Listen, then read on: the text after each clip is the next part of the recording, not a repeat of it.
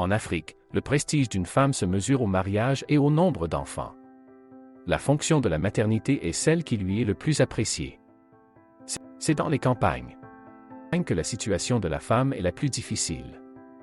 D'abord, la fillette est moins envoyée à l'école que le garçon. Elle est considérée comme une force de travail pour la famille. Participent dès leur jeune âge aux tâches domestiques et la plupart d'entre elles ne sont jamais scolarisées. Avec leur mère, elles pourvoient à l'économie de la cellule familiale. La femme en Afrique est perçue comme une richesse pour son mari. Le mari doit payer une dot aux parents de celle qu'il souhaite épouser. Ce montant est souvent tellement lourd que c'est les hommes aisés ou âgés qui ont suffisamment économisé dans leur vie qui peuvent s'en acquitter, accaparant ainsi les jeunes femmes au détriment de jeunes hommes. Une fois mariée, la femme est intégralement à la charge de l'homme, en échange elle lui doit une obéissance totale. L'écart d'âge minimum entre les époux est généralement de 10 ans allant jusqu'à 40 ans voire plus. Il est également fréquent que des hommes âgés ou aisés se mettent d'accord avec les parents d'une jeune fille avant même ses premières règles pour l'épouser, en d'autres termes l'acheter. D'autres par la richesse d'un homme se mesurent au nombre d'épouses. La polygamie est une pratique fréquente, généralement le nombre d'épouses est limité à 4. De même, plus un homme a de femmes plus il paraît riche et il est envié. Car les femmes qui constituent son foyer accroissent sa force économique et son prestige social. Cependant la femme a son mot à dire, elle peut imposer dès la célébration du mariage civil la signature de la monogamie à l'époux, autrement dit l'épouse doit être consentante pour que la polygamie soit prévue dans le contrat de mariage. Elle conserve ainsi son droit d'arbitrage entre le fait d'accepter ou non des coépouses. Elle est également libre de ne pas conclure le mariage dans le cas où le mari refuse la monogamie. Mais même dans les cas où le mari accepte de signer la monogamie, il peut toujours célébrer un mariage religieux avec une autre femme voire plusieurs. Par ailleurs, ce n'est pas parce que la polygamie est prévue dans le contrat que le mari va prendre une seconde épouse, souvent ce n'est que purement formel. La femme est également libre de rentrer chez elle, elle ne subit pas de force les contraintes de la polygamie. Mais dans la réalité, ces femmes se voient obligées de rester dans le foyer parce qu'elles ont déjà plusieurs enfants et qu'elles auront du mal à trouver un autre époux.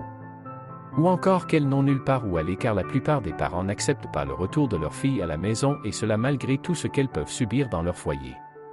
Ou bien elles sont entièrement dépendantes du mari, parfois même avec toute leur famille à la charge de l'époux. La plupart du temps, les contraintes financières et sociétales poussent ces femmes à accepter la polygamie, pour ne pas se retrouver dans la rue ou être rejetées par leur famille. Ainsi, si elles venaient à divorcer, elles perdront tout, cela confère une liberté absolue aux hommes de prendre plusieurs femmes ou de traiter leurs épouses à leur guise. Connaissant la situation précaire de celles-ci, ils savent qu'elles ne vont pas partir. Voilà pourquoi la polygamie est très répandue en Afrique en raison de la forte domination masculine. Le manque de scolarisation des filles, la pauvreté, ajoutez à cela, la religion. Les femmes vivent souvent dans leur foyer comme des esclaves, dévouées entièrement à leur époux. Ce dernier peut décider de tous les aspects de la vie de celle-ci. Il peut par exemple l'interdire de sortir, de travailler, d'étudier et même de voir ses amis et sa famille dans certains cas. La femme appartient exclusivement à son mari après le mariage. Elle travaille du matin au soir, elle se réveille la première et se couche la dernière. Même si elle exerce un métier en dehors du foyer et qu'elle participe aux charges financières de la famille. Les tâches domestiques lui incombent entièrement, allant de l'entretien du foyer, de la préparation des repas, de l'encadrement des enfants jusqu'à l'entretien des beaux-parents, qu'elle est également obligée de chérir. Le travail que les femmes fournissent dans les campagnes dépasse l'entendement. Nul autre ne pourrait porter comme elle, à la fois des fagots de bois, des canaries d'eau ou des paniers remplis de légumes ou de fruits, empilés sur leur tête en même temps qu'un enfant porté au dos. La charge étant parfois assumée sur plusieurs kilomètres à pied. Ces femmes travaillent sans relâche dans les champs et ne disposent d'aucun droit sur les terres qu'elles cultivent.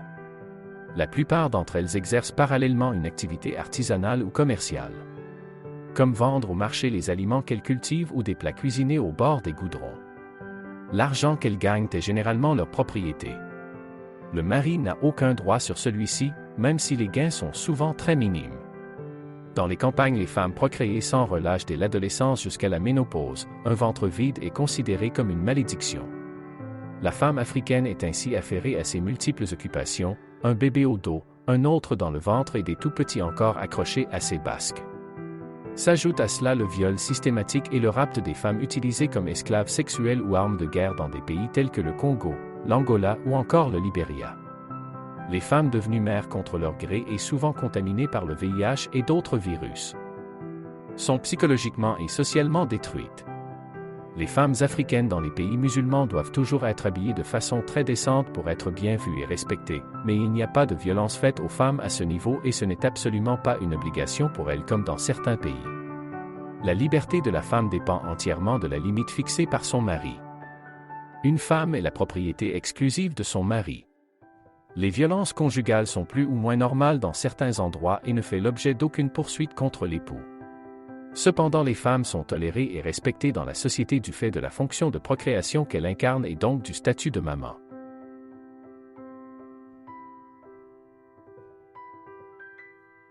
Les citadines sont celles qui s'en sortent le mieux avec un taux de scolarisation plus élevé et une plus grande insertion dans la vie professionnelle, elles disposent d'une plus grande liberté d'opinion. Même si elles n'échappent pas toutefois à la domination des hommes et à l'obligation prédominante du statut d'épouse et de mère. Les femmes qui ne sont pas mariées à un certain âge sont vues d'un mauvais œil.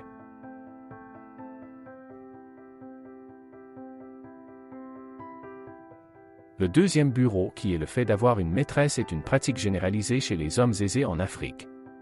Par ailleurs, la vie urbaine apporte incontestablement une amélioration de la condition de la femme. Les fillettes ont accès à l'école, leurs aînés aux services de santé et de planning familial. La capacité des femmes à multiplier les petits métiers dans le secteur informel a permis à bien de foyers d'échapper à la misère absolue. Les années 90 ont représenté un tournant pour les femmes en prenant une place accrue sur le plan économique. La femme a augmenté son pouvoir social. Le rôle des femmes s'est accru. Elles ont cessé d'être systématiquement discriminées et reléguées aux tâches subalternes. En ville, les femmes peuvent désormais accéder à tous les métiers, y compris les plus valorisants. Entrepreneurs, docteurs, artistes, politiques, ingénieurs. L'Afrique est également le seul continent où les épouses des présidents jouent un rôle important dans l'exercice du pouvoir. À la fois totalement impliquées dans la vie politique et le combat de leur époux, mais aussi elles mènent leurs propres activités caritatives. Les populations africaines ne pratiquent généralement pas la discrimination selon le sexe de l'enfant comme c'est le cas en Inde et en Chine. La petite fille est aussi bien accueillie que le petit garçon, même s'il reste néanmoins important pour une femme de mettre au monde des fils. En Afrique, le nombre de ministres femmes est plus élevé que dans la plupart des pays européens. Les femmes représentent 70% des échanges informels transfrontaliers et génèrent ainsi 17,7% de milliards de dollars en moyenne par an dans les 15 États de la Communauté africaine du développement de l'Afrique australe. C'est tout pour aujourd'hui. Mettez vos avis en commentaire. N'oubliez pas de vous abonner et d'aimer la vidéo si elle vous a plu. À bientôt.